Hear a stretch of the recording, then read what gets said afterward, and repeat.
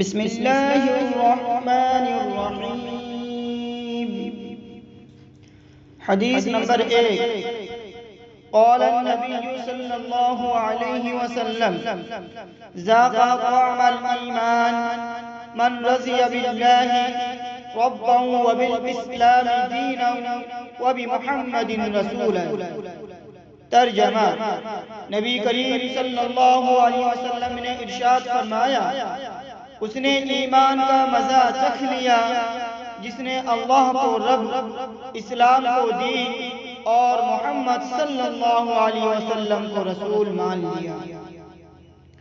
حدیث نمبر 2۔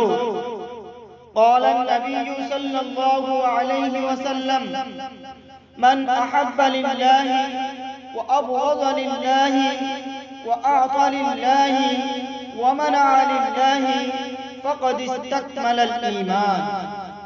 ترجمہ: نبی کریم صلی اللہ علیہ وسلم نے ارشاد فرمایا، جس نے اللہ کے لیے دوستی کی، اللہ ہی کے لیے دشمنی کی، اللہ ہی کے لیے کسی کو کچھ دیا اور اللہ ہی کے لیے کسی کو منع کیا، اس نے اپنا ایمان مکمل کر لیا۔ حدیث نمبر 3۔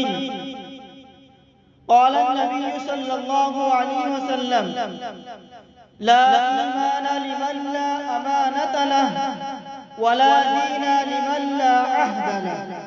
ترجمہ: نبی کریم صلی اللہ علیہ وسلم نے ارشاد فرمایا، جو امانت دار نہیں وہ کامل مسلمان نہیں، اور جو عہد کا پکا نہیں وہ دیندار نہیں۔